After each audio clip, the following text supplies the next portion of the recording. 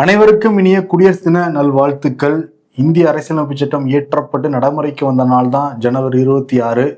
எல்லாரும் சட்டத்தை கட்டுப்பட்டவங்க அப்படின்னு ஒரு கொண்டாட்டம் மூலமாக ஒவ்வொரு வருஷமும் நம்ம நினைச்சுக்கணும்.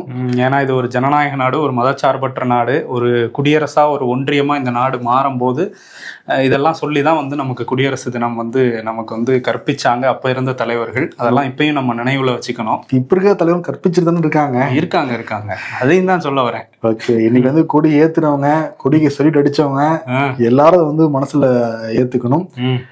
இன்னைக்கு 77வது குடியரசு தினம். இன்னைக்கு கடமை பாதையில குடியரசுத் தலைவர் திரௌபதி முர்மு தேசிய கொடி ஏற்றி வச்சாங்க. சிறப்பு விருந்தினராக ஐரோப்பிய கவுன்சிலர் அன்டோனியா, ஐரோப்பிய தலைவர் உர்சுலா கலந்துக்கிட்டாங்க.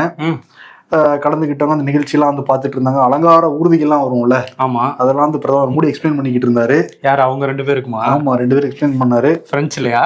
இங்கிலீஷோட பண்ணிருக்கலாம். ஆமா, அவருக்கு தெரியாத மொழியா? டபுள் எழுதி படிச்சிருக்காரு. ஆமா, சரி, ஓகே. தமிழ்நாட்டை சேர்ந்த அலங்கார ஊர்தி காளை மாடு தலையாட்டிட்டு வந்துட்டு இருந்தது. 2 பேரும் அடக்கிக்கிட்டு இருந்தாங்க. அத பெண்கள் மயிலாட்டம் சிலம்பாட்டம்லாம் ஆட அந்த அலங்கார ஊர்தியை பாக்குறப்பவே ரொம்ப சிறப்பா இருந்தது. ஓகே, நீங்க அந்த கிட்டத்தட்ட 1 மணி நேரம் 1.5 மணி நேரம் ஓடிச்சு. அந்த நிகழ்ச்சியை பாக்குறப்பே ரொம்ப மனநிறைவா இருந்தது. அந்த ஊர்தியெல்லாம் அப்படி அழகா போயிட்டு இருந்தது. இன்னொரு பக்கம் ஜனாதிபதி திரௌபதி முர்மு விருதுகளும் நிறைய இன்னைக்கு கொடுத்துருக்காங்க. அதுல குறிப்பா அந்த அசோக சக்ரா விருது, அது யாருக்கு கொடுத்துருக்காங்கன்னா, சர்வதேச விண்வெளிக்கு போயிட்டு வந்திருந்தாரு நம்ம நாட்டை சேர்ந்த சுபான்ஷு சுக்லா. அவருக்கு தான் இந்த ஆண்டுக்கான அந்த அசோக சக்ரா விருது கொடுத்துருக்காங்க. பல விருதுகளும் இன்னைக்கு மத்திய அரசு சார்பில் வழங்கப்பட்டிருக்கு. அவங்க எல்லாருக்குமே நம்ம வாழ்த்துக்களை சொல்லிக்கலாம். நிச்சயமா.